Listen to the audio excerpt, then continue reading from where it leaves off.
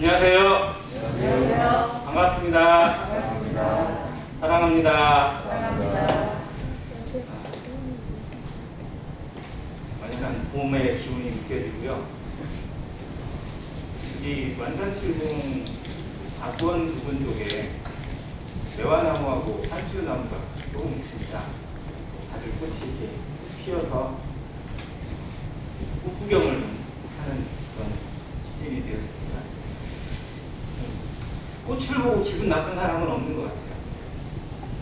하나님이 지으신 모든 만물들이 사람의 마음 가운데 넉넉함을 주고 또 여유로움을 끼치고 또 마음에 웃음을 주는 것 같습니다. 바쁘지만 또 세상에 험난한 일들이 정말 많지만 하늘을 바라보고 또 하나님이 지으신 창조물들을 바라보면서 우리 마음이 더 여유로움을 찾고 하나님을 찾게 되는 그런 시간이 되길 바랍니다. 오늘은 야고보서 3장을 들어가게 됩니다. 이번 달 2주에 걸쳐서 3장을 교제하게 될 것 같습니다.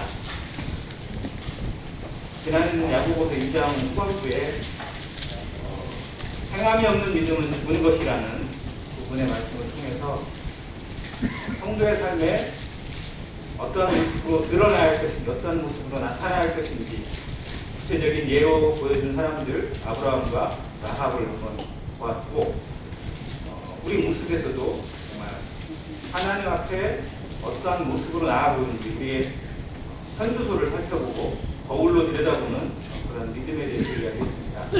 이제 여기서는 입에 대해서, 혀에 대해서 강하게 권면하고 주의하라고 당부하는 권면의 말씀으로 나옵니다.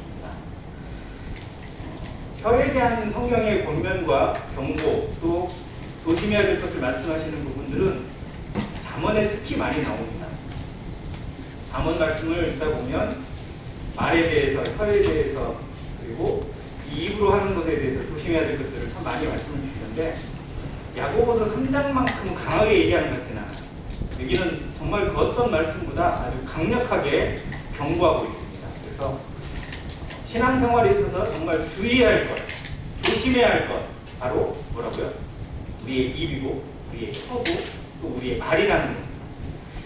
이것에 대해서 성경이 뭐라고 말씀하시는지 살펴보면서 우리 중심에서도 이 교훈을 배워가기로 합니다. 내 형제들아, 너희는 선생된 우리가 더 큰 심판을 받을 줄 알고 선생이 많이 되지 말라. 이 글을 기록하고 있는 야고보는 예루살렘 교회의 장로였고 또 리더의 일을 했습니다. 사도로 부름받은 사람은 아니었지만 사도의 역할을 감당했던 사람이었고 성경의 많은 기록자들이 실제로 리더의 역할로, 장로의 역할로, 사도의 역할로 그리고 교사의 역할을 감당하면서 누군가를 교훈하고 가르치고 이끌어내는 그런 역할을 했습니다. 근데 그 사역의 많은 부분들이 뭐로 이루어지냐면 말과 글로 이루어집니다. 이 시대에도 역시 아무리 컴퓨터가 발달하고 핸드폰 시대이고 메타버스 시대이고 별 얘기를 다 해도 무슨 사람과 사람 사이의 관계에서 가장 1차적이고 가장 우선적인 건 말에 의해서 이루어집니다. 근데 야고보가 뭐라고 권면을 하냐면 선생된 우리가 나 같은 사람이 더 큰 심판을 받을 줄 생각하고 선생이 되지 말라. 그러면 아무도 교사가 돼서는 안 됩니다. 아무도 리더의 역할을 하려고 해서는 안 됩니까? 아니잖아요. 그건 해야 되잖아요. 누군가는 감당해야 합니다. 그리고 성령의 은사 가운데 교사의 은사나 또 그런 가르침의 은사는 대단히 중요합니다. 교회를 이끌어가고 세우는 역할 중에서도 정말 꼭 필요한 은사였기 때문에 누군가는 분명히 감당을 해야 되는데 이 일이 얼마나 무서운 줄 생각하고 하라는 겁니다. 근데 이 시대가 지금 성경이 기록되어 있는 이 시대가 바로 어느 시대냐면 그리스 문명 시대라고 보면 됩니다. 그리스 문화 하면 제일 먼저 떠오르는 게 뭐냐면 철학입니다. 엄청난 철학자들이 자기가 똑똑하다고, 내가 많은 걸 알고 있다고, 내가 누군가를 가르칠 수 있다고 자부하면서 그렇게 사람들 앞에 지식을 자랑하고 아는 것을 자랑하고 말을 자랑하던 시대입니다. 그런 배경이 성도들 사이에도 분명히 끼게 되었고, 아시는 것처럼 사도 바울 같은 사람은 누구의 문화생이라고요? 가말리엘의 문화생이에요. 가말리엘은 당시 가장 유명한 랍비였고 또 교사였고, 대단히 그의 문화생으로 들어가는 것 자체가 가문의 영광일 정도로 알아주는 사람이었어요. 다른 기록에 의하면 가말리엘의 문화생이 약 1000명 정도 됐다고 합니다. 그 중에 사도 바울이 거의 독보적인 그런 위치였다고 하니까 사도 바울도 참 대단한 사람이기 분명합니다. 그런데 그런 사람, 어떤 위대한 스승, 똑똑한 사람, 그런 사람을 다들 존경했고 우러러보고 부러워했던 시대예요. 그러니 교회 안에서도 교사의 은사, 또 가르침의 은사를 가지고 있는 사람을 부러워하는 건 당연합니다. 그러면 2000년 전 이 시대만 그랬느냐? 지금은 안 그럴까요? 지금도 역시 마찬가지입니다. 글쎄요, 좀 안타깝고 이게 아프다고 해야 될지 어쩔지 모르겠지만, 어떤 교회가 부흥하고 잘 된다. 그러면 거기에 어떤 요인이 좀 많이 작용하죠? 뭐 여러 가지 이유가 있겠지만 가장 기본적으로 많이 하는 게 뭐냐면 그 목사의 설교가 대단하다. 이거예요. 자, 유튜브에서 교파교회 여러 설교자들 혹시 영상이나 뭐 이런 거 들으시는 분들 계실 겁니다. 근데 듣는 사람도 골라들어요. 또 평판이 어떤 사람들 것만 듣습니다. 왜냐하면 같은 말을 들어도 잘 풀어주고 잘 설명하고 알기 쉽게 하는 사람의 말이 잘 들리게 되어 있어요. 자, 그런 면에서 보면 가르치고 설교하고 뭔가를 알려주고 또 리드하는 이런 사람의 역할은 사람들에게 부러움을 할 만합니다. 그러면 누구라도 그걸 하고 싶어하는 마음이 생길 수밖에 없죠. 그런데 이걸 경고합니다. 왜요? 그것은 교사는 또 가르치는 자는 설교하고 하나님의 말씀을 전하는 자는 말로 하는 게 아니다. 말보다 더 중요한 책임이 따르고 있다는 걸 알려주고 있습니다. 말을 잘하면 좋은 설교자가 될 것 같고 좋은 교사가 될 것 같지만 실상은 그렇지 않습니다. 말보다 더 중요한 건 그의 인격이고 그의 삶입니다. 삶이 뒷받침되지 않고 인격이 따라주지 않으면서 말만 던지를 하게 가면 위선자입니다. 즉 교사의 겉모습만 바라보고 거기에 사람들이 존경하는 것만 바라보고 따라가는 사람들은 그런 위선의 탈을 쓰기가 너무 쉽다는 겁니다. 또 그리고 그러한 결과는 그 가르침을 받는 사람이나 듣는 사람에게 치명적인 악영향을 미치게 됩니다. 그 한 사람으로 끝나지 않아요. 그를 통해 듣고 있고 배우는 사람들에게 엄청난 영향을 미칠 수 있다는 사실입니다. 그래서 많이 선생이 되지 말려고, 되려고 하지 말라는 거예요. 왜? 더 큰 심판을 받을 수 있다. 자, 그러면 성도들을 다 심판하시는 그리스도 심판대에서 야, 교사들만 따로 나와. 너희들은 좀 엄격한 기준을 적용하겠어. 이렇게 하시는 분은 아니잖아요.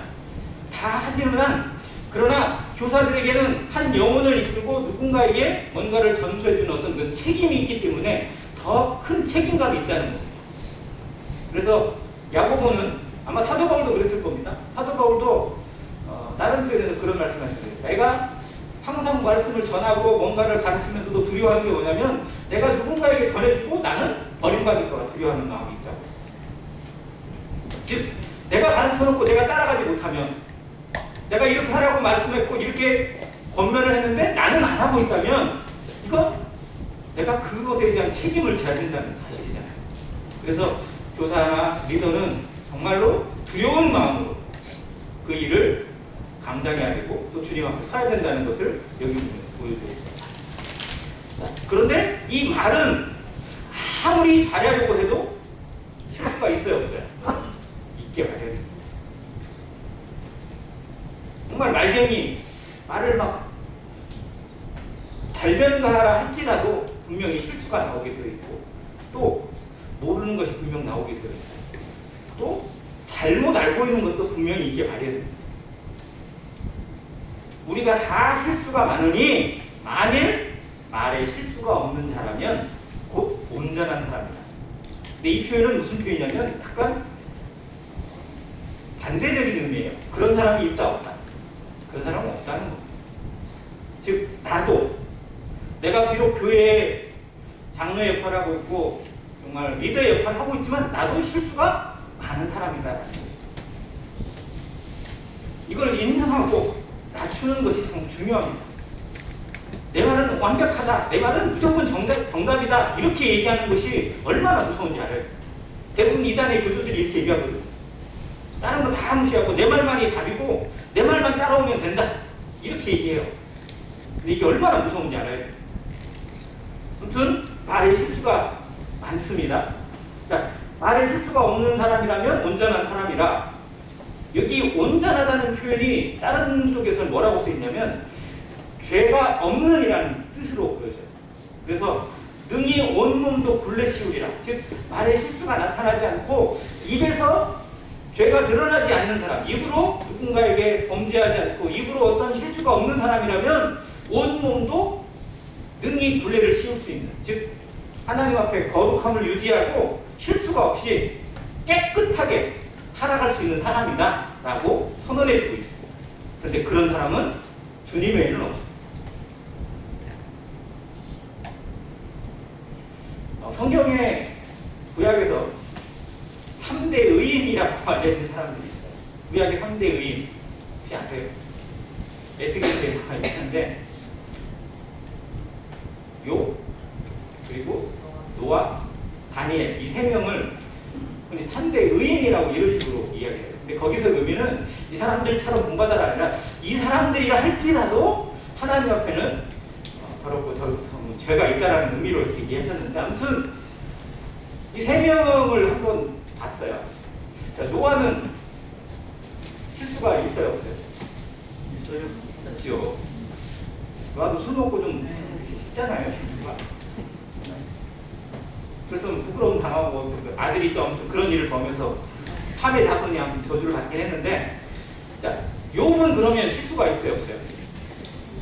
욥은 완벽한가요? 아니요, 욥도 실수가 있어요. 그도 실제로는 자기가 다 아는 줄 알고 자기 잘 아는 줄 알았는데 알고 보니까 자기도 껍데기였어요. 나중에 그걸 깨닫게 되잖아요. 다니엘은 아직 제가 성경에서 다니엘서에서는 다니엘이 실수를 발견하지 못했지만 그의 인생에는 하나님만 보여주는 그가 한 90 이상을 살았다고 알려져 있으니까 얼마나 많은 실수가 있었을지는 하나님만 아실 것입니다. 자, 우리가 사람들이 보기에는 나를 모르는 사람, 나를 속속들이 알 수 없는 사람들이 보기에는 정말 괜찮은 사람인 것처럼 여겨질지 모르고 그 사람 말에 신뢰감을 표시합니다. 그러나 나를 좀 더 잘 아는 내 친구나 또 아내나 자녀들이 볼 때는 또 어떻겠어요? 또 다르죠. 벌써 한꺼풀 꺾고 들어가잖아요. 그런데 중심을 아시는 하나님이 보시면 편편합니다. 어디에 내놓을 수도 없어요. 그러한 우리의 본색을 제대로 알고 하나님 앞에 서는 자세가 성도에게 참 중요합니다. 이게 겸손할 수밖에 없는 이유이고 하나님 앞에 자기를 낮춰야만 하는 이유입니다. 자, 그러면서 이 말에 대한 그 비유를 혀가 가지고 있는 기능과 그런 능력에 대한 비유를 두 가지로 해보고 있는데 3절과 4절에 말들의 입에 재갈을 물리는 것과 4절에 보면 큰 배를 움직이는 키, 작은 키로 비유를 하고 있습니다. 자, 말이 정말 등치가 크죠. 뭐 조랑말 말고 전투용으로 달려가는 이런 말들, 군대가 타고 가는 말은요, 글쎄요, 크기를 어떻게 얘기해야 될까요? 제가 딱 그 느낌이 어떠냐면 임실의 축장에 거기서 이렇게 그 근무를 했을 때 소들을 많이 봤잖아요. 소를 잡으니까. 근데 소와 비교가 안 될 만큼 키가 크다고 합니다. 소도 진짜 큰 것들은 몸무게가 1톤 가는 소가 있거든요. 근데 말은 소보다 훨씬 날씬하잖아요. 소는 진짜 배도 막 몽땅 나왔고요. 그 내장 꺼내보면 엄청나거든요. 그런데 말은 딱 보면 정말 그 사람으로 얘기하면 팔등신처럼 쫙 빠져있어요. 어디 군살이 없어 보이잖아요. 그런데 그 말이 그렇게 말라있고 쫙쫙 몸무게가 다 있는데 몸무게가 약 1톤 가까이 가는 말이 있대요. 그럼 얼마나 크겠어요. 그래서 그 큰 말, 그 힘센 말이 무엇에 의해서 제어가 되느냐? 입에 물린 재갈에 의해서 제어가 돼요. 그러니까 말의 입에 물리는 재갈은 그 말을 사람들의 뜻대로, 그 말을 탄 기수의 뜻대로, 군인의 뜻대로 이끌기 위해서 입에 재갈을 물립니다. 자, 반면에 배는 스스로 못 움직여요. 스스로 방향을 잡지 못합니다. 그런데 그 배를 움직일 때 이 사공에 가지고 있는 키 하나로 방향을 틀어서 움직이게 합니다. 자, 여기에는 같은 의미 같지만 약간의 비유적인 게 있는데 말은 지멋대로 움직이려고 해요. 지멋대로 가려고 하는 것을 못 움직이게 막는 역할이 이 입의 재갈에 달려 있습니다. 또 배는 스스로 안 움직이는 것을 움직이게 만드는 역할이 이 키에 달려 있습니다. 자, 그런 의미에서 보면 혀가 가지고 있는 순적인 기능과 역적인 기능이 있습니다. 순기능과 역기능이 있어요. 중요한 건 순기능을 잘 살리고 역기능을 잘 제어하는 것이 중요합니다. 자, 말의 기능, 혀의 기능 엄청납니다. 자, 말 한마디로 뭘 갖는다고요? 천냥빛을 갖는다고. 얼마나 말이 중요하면 이런 속담이 있었겠어요. 그 속담에 나온 천냥빛이 지금으로 환산하면 얼마쯤 되는지 아세요? 도저히 갖고 싶어도 못 갖을 정도로 엄청난, 성경에서 말하는 1만 달란트까지는 아니어도 아무튼 사람이 평생 동안 일을 해도 갚을 수 없는 그런 것을 천냥빛이라고 얘기했습니다. 그게 성경에서는 1만 달란트 탕감받은 사람이라고 이렇게 비유가 되어져 있긴 합니다. 자, 말 한마디로 천냥빛을 갚습니다. 또 사람을 살리고 죽이는 것이 혀의 권세에 달렸다고 성경이 말씀해주고 있습니다. 사람을 살리기도 하고 죽이기도 합니다. 엄청난 기능이 있고 엄청난 힘이 있습니다. 사람의 말이 이 살아있는 꽃에다가 아우 예쁘다 예쁘다 예쁘다 이렇게 얘기하면 이 꽃이 어떤다고요? 더 오랫동안 가고요. 더 잘 핀대요. 그래서 꽃을 보시면 좋은 말을 많이 해주시기 바랍니다. 그런데 그 마른 꽃이라고 그러나요? 실제로 이 땅에 묻혀있는 꽃이 아니라 말려가지고 죽어있는 꽃에다도 좋은 말을 했더니 그게 더 오래 가더랍니다. 그건 진짜 좀 미스테리예요. 사물도 사람의 말이 좋은 말인지 안 좋은 말인지를 알아먹는다고 합니다. 낱말은 새가 듣고 암말은 쥐가 듣는다고요? 네. 아무튼 사람의 말을 정말 누구는 들어요. 옆에 있는 사람이 안 들어도 사물이 듣든지 하나님이 듣든지 내가 듣습니다. 아무튼 정말 우리의 입에 순기능이만 나타나기를 기도하시기 바랍니다. 살리는 말, 격려하고 세워주고 이끌어주는 말이 나를 통해서 나타나서 좋은 것으로 영향력이 살아나고 그의 생명력이 살아나고 그리고 그의 힘이 살아나기를 기도하는 성도가 되길 바랍니다. 반면 죽이는 말, 다투는 말, 시기의 말들이 제어될 수 있기를 기도해요. 근데 그게 쉽다 어렵다? 어렵다는 겁니다. 마음대로 안 된다는 겁니다. 저도 정말 많이 느껴요. 제가 제일 많이 느끼는 순간이 전에도 한번 고백을 했던 것 같은데 운전할 때입니다. 저는 운전할 때 왜 이렇게 성격이 급해지는지 모르겠어요. 앞에서 좀만 안 가면 막 그야말로 막 열불이 나와요. 열불이. 특별히 정말 거기서 시간이 그 사람이 내 길을 좀 막고 해가지고 시동 한번 걸릴 수도 있고 조금 늦게 갈 수도 있고 하긴 한데, 근데 꼭 이렇게까지 내가 흥분을 해야 되나라는 생각이 들 정도로 아무튼 많이 그렇습니다. 대부분 성도님들은 저보다는 훨씬 점잖게 운전하실 거라고 생각이 되긴 하는데, 운전대만 잡으면 급해지는 사람이 있어요, 없어요? 한국 사람들에게 특히 많다고 합니다. 어느 나라라고 없겠어요. 근데 아무튼 우리의 약점이 있더라고요. 우리의 입이 항상 실수하거나 항상 어떤 나쁜 역할을 하는 건 아닌데, 그런 순간이 와요. 그런 상황들이 찾아옵니다. 어떤 상황이 됐을 때 못 참고 터지는 놈.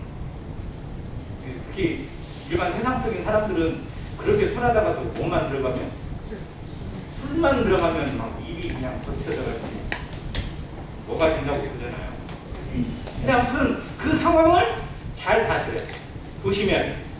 그래서 그때마다 한 번씩 나를 쳐서 연습시키는 모습들 자체가 정말 우리의 훈련이고 연단이라고 생각이 들어집니다.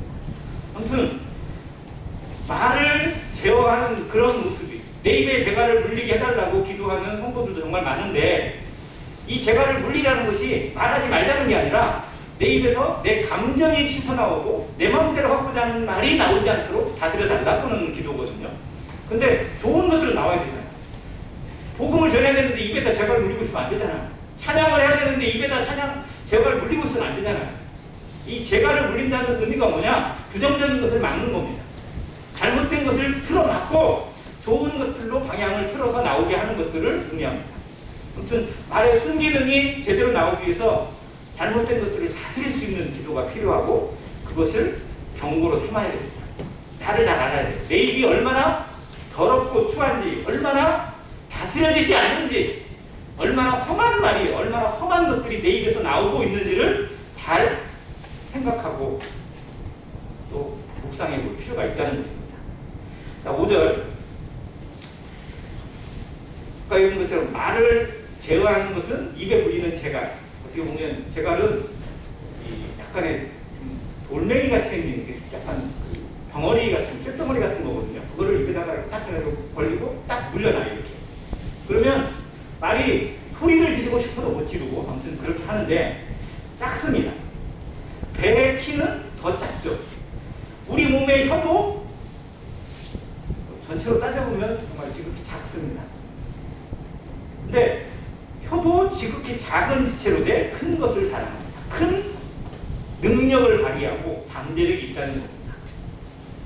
이것이 잠재력이라는 게 항상 그래요. 좋은 쪽으로 활용되어지면 선기능이 나옵니다. 그런데 역기능이 나오기 시작하면 한도 끝도 없어요. 그래서 말이 한번 터져나오잖아요.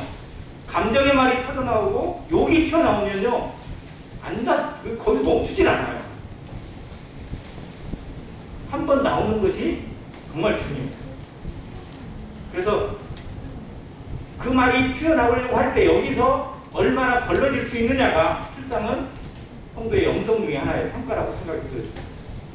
극한의 상황 가운데 감정이 폭발했을 때, 내가 정말 원치 않는 상황을 만났을 때 어떻게 말을 시작할 것인지, 어떤 말을 먼저 시작할 것인지 기도해야 됩니다. 자, 큰 것을 자랑합니다. 잠재력이 있어요. 이 잠재력을 사실 보라, 얼마나 작은 불이 얼마나 많은 나무를 태우는가. 산속에 나는 불, 우리나라의 산불은요, 정말 미국 캘리포니아에서 나는 산불에 비하면 진짜 아무것도 아닙니다. 작년인가요? 재작년인가요? 호주가 이 원인 알 수 없는 산불이 나가지고 진짜 국토의 50% 정도가 탔대요. 호주가 얼마나 높습니까? 근데 누가 불을 낸 게 아니래요. 이해되세요? 누가 담뱃불을 던지거나 일부러 불을 낸 것도 아닌데 어떻게 된 거예요? 자연발화가 됐대요. 그래서 진짜 원인을 알죠. 근데 이게 한번 불이 나기 시작하니까 계속 이리저리 번져가지고요, 온 국토의 절반 정도가 탈 정도로 정말 국가적인 재앙이었다고 합니다. 아무튼 불은 시작할 때는 정말 잘 보이지도 않을 만큼 작습니다. 그런데 그게 어디까지 퍼져가는지, 얼마나 많은 걸 태우는지, 얼마나 많은 연결시키는지 알 수 없어요. 우리의 혀도 마찬가지입니다. 시작할 때는 지극히 작은 것 같고 아무것도 아닌 것 같은데 그게 사람의 상처를 찌르고 가슴을 찌르고 사람의 인격을 찌르기 시작하면 한도 끝도 없고요.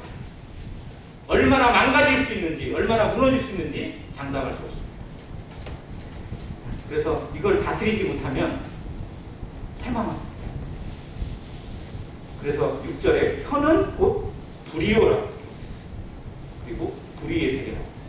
혀를 믿지 말라는 겁니다. 혀는 선 기능보다 악 기능이 더 나오기가 훨씬 쉬워요. 왜? 그것이 마지막 6절 마지막에 있는 것처럼 그 사는 것이 지옥국에서 나. 죄의 근본이 있기 때문에. 자, 아담과 하와의 범죄의 그 원인 제공자가 누구죠? 뱀이죠. 뱀의 말에 속은 거죠, 어떻게 보면. 이제 말에 속은 거예요. 그래서 마귀를 거짓의 압이라고 하고 거짓말의 그 대명사라고 얘기합니다. 근데 그 거짓에 속아서 결국은 사람의 삶에서 나오는 것이 다 거짓이고 속임수 그리고 시기와 질투로 일관되게 만들었습니다. 거기서 시작이 됐어요.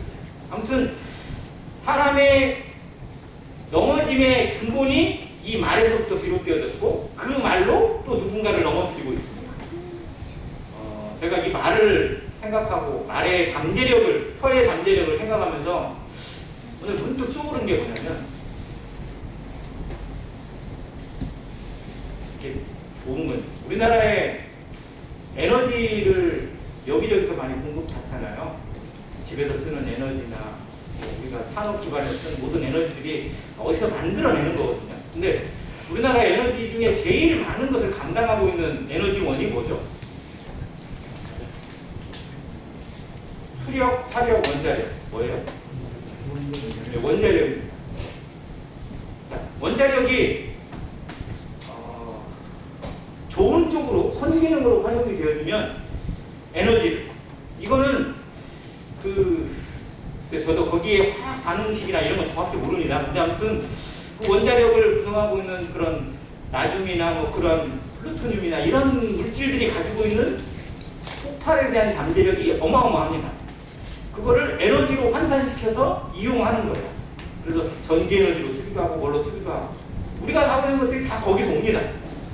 자, 그런데 좋은 기능으로 쓸 때는 에너지가 되는데 이걸 나쁜 기능으로 쓰려니까 뭐가 돼요? 폭탄이 되더라고요.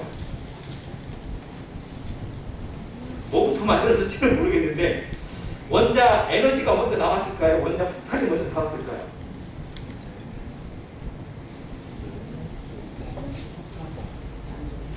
그걸 맨하탄 프로젝트라고 하거든요. 근데 실제로는요, 폭탄을 먼저 만들어냈어요. 이 인류예요. 그리고 좀 더 들어가 보면 이게 미국이 만든 게 아니고요. 실상은 독일 나치가 만든 거예요. 이미 나치는 원자폭탄 거의 개발이 완료가 되어 있었다고 합니다. 그러다가 히틀러가 죽으면서 독일 과학자들이 갈 데가 없어진 거잖아요. 그래서 미국하고 소련이 제일 먼저 들어가서 잡아낸 게 뭐냐? 독일 과학자들을 호소했어요. 아무튼 뭐 그런 배경이 있었다고 하는데, 그래서 아무튼 거기서 원자력 에너지가 나와서 원자력 발전도 하고 에너지도 많이 쓰긴 합니다만 그 이면에 수많은 나라들이 우리는 갖고 있어야지 해가지고 원자폭탄을 그냥 몇천 개씩 몇만 개씩 가지고 심어놓고 꼼짝 많이 타고 있는 그런 모습을 보면 사람의 기능은, 사람이 뭔가를 활용하는 기능은요, 좋은 것과 함께 항상 안 좋은 것들이 꼭 따라다니고 있어요. 우리의 입에 이 혀가 얼마나 좋은 거예요, 얼마나 소중한 거예요, 얼마나 중요한 겁니까? 그런데 여기에 순기능보다 역기능이 많이 나오고 있다는 사실을 기억하고 우리 혀를 다스리고 우리의 입이 다스려질 수 있도록 기도하는 것이 정말 중요합니다. 8절에 이렇게 돼 있어요. 혀는 능히 길들일 사람이 있다 없다. 혀는 길들일 사람이다. 자, 그러면서 앞에 뭐라고 설명을 했느냐? 여러 종류의 짐승과 새와 벌레와 바다의 생물은 다 사람이 길들일 수 있고 길들여 맞다고. 그 동남아 여행 혹시 가보신 분들 아실지 모르겠어요. 악어 보련하는 데 가보면요, 정말 그 악어가 막 입을 쫙 벌리고 있는데 거기에 뭐예요? 이 사람이 자기 머리를 그냥 집어넣어요, 이렇게. 그리고 가끔씩 뭐 관광객 중에 산 사람을 데려다가 그 실험을 하더라고요. 체험이라고. 여러분 같으면 하시겠습니까? 옛날에 제가 제주도를 한번 간 적이 있는데 거기 갔더니 코끼리 공연이 있어요.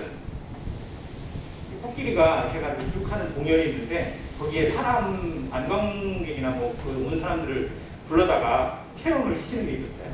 그래서 그 사람을 코에다 태워가지고 이렇게 들게 하거나 아니면 그 사람을 안마를 해줘요. 코끼리가 엎드리게 해놓고 코끼리 발로 이렇게 해주거나 코끼리 코를 이렇게 뚝뚝뚝 때리고 하는 그런 연습을 시켜놨겠죠. 제가 나갔어요. 나오라고 했는데 사람들이 안 나가는 것 같아서 한번 나가보려고 하면 나갔는데 엎드리게 해놓고 코끼리 발로 제 등을 이렇게 안마를 하더라고요. 옆에서 남이나 애들이 봤을 때는 진짜 코끼리가 자기를 그냥 짓밟고 있는 것처럼 보였대요. 그런데 저는 되게 편했어요. 그러니까 코끼리가 그 발이 얼마나 뭉툭해요. 그런데 진짜 부드럽게 안무하는 느낌으로 제 등을 뭔가가 내 등을 누르고 있구나라는 느낌만 날 정도로 누르고 그렇게 진짜 훈련 많이 했겠구나라는 생각이 들었어요. 어떠한 동물이든지 사람이 훈련을 시키려고 하면 다 훈련이 돼요. 상어도 훈련하고 돌고래 훈련하는 건 더 일도 아니고요. 모든 것을 자기 원하는 것을 만들기 위해서 얼마든지 훈련합니다. 그런데 정작 자기의 이거는 훈련을 못 시켜요.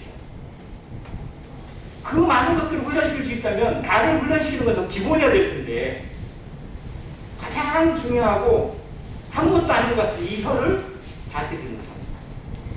제어를 못해요. 그래서 혀는 쉬지 아니하는 악이라고 경고를 했습니다. 죽이는 독이 가득하다고 경고를 하고 있습니다. 자, 쉬지 아니하는 악 그리고 죽이는 독. 이 두 단어를, 이 두 문장을 생각하면서 민수기 말씀이 떠올랐어요. 앞에 있는 쉬지 아니한 악은 끝까지 하나님을 원망하고 저주하고 불평하고 모세를 향해서 손가락질하고 왜 우리는 이러냐, 왜 물이 없냐, 왜 길이 이 모양이냐, 언제 뭐 하냐, 왜 고기를 안 주냐. 원망하는 사람들은 진짜 핑계도 가져가지고요, 이유도 가져가지고요. 나중에 보니까 별걸 가지고 다 원망을 다 하더라고요. 근데 그 사람들 입장에서는 그게 정말로 절실할 수밖에 없겠죠. 쉬지 아니하는. 민수기를 보면요, 이스라엘 백성들이 하나님 앞에 얼마나 쉬지 않고 악을 행하고 죄를 범했는지 느끼게 돼요. 그러면 우리의 모습은 어떠한가? 성도는 거룩한 것 같고 하나님 앞에 착하게 살아가는 것 같고 그럴싸한 모습으로 살아가는 것 같은데 우리 본성에서 우러나오는 것들 삶을 조금씩 뒤져보면 진짜 우리도 쉬지 아니하는 악이 있더라고요. 좀 조심해야겠죠. 그런 사람들에게, 그 불평하는 이스라엘 백성들에게 하나님이 한번 경고로 내리신 게 뭐죠? 사막에서, 광야에서 뭐가 푹 튀어나왔어요. 다 물어버렸어요. 불뱀이. 이 불뱀이 얼마나 독이 강했느냐. 정말 물리는 사람들이 얼마 못해서 바로 죽을 수밖에 없는 그런 죽이는 독이 가득한 결과를 낳았습니다. 하나님은 우리를 그렇게 다스리지 않는 것이 정말 감사하대요. 이스라엘처럼 우리를 광야에 엎드리게 하시지 않고 계속 기회를 주시고 긍휼을 베푸시고 성령이 함께 하셔서 인도하시는 것에 정말 감사가 됩니다. 그래서 우리는 자고할 수도 없고 자고해서도 안 됩니다. 교만에 빠져서는 더더욱 안 됩니다. 마찬가지로 방심해서도 안 됩니다. 나도 언제든지 넘어질 수 있고 언제든지 이 입으로, 이 혀로 찬송과 함께 저주를 쏟아볼 수 있는 인생이라는 것을 늘 기억하고 정말 우리 입이 제어되도록, 우리 입이 하나님 앞에 다스려질 수 있도록 매일 매 순간마다 기도해야 될 책임이 우리에게 있다는 사실을 다시 한번 생각해보게 되었습니다. 아무튼 이 길들일 사람이 없는 혀, 그런데 성도들에게 이 혀를 다스려야 될 책임이 있고 또 그런 권한을 주셨습니다. 내 힘으로는 할 수 없고 사람의 의지로도 할 수 없지만 오직 무엇으로? 하나님은 하십니다. 성령의 인도하십니다. 성령의 충만함으로 하십니다. 그래서 우리가 성령의 인도하심과 성령의 충만하심으로 붙여졌을 때만 오직 이 혀가 하나님 앞에 순기능을 발휘할 수 있습니다. 그래서 늘 성령으로 인도함을 받고 성령의 충만함을 받고 육신으로 자신을 방치하지 않는 성도의 삶을 살아가는 안행교회 성도 되시기를 간절히 바랍니다. 이상입니다.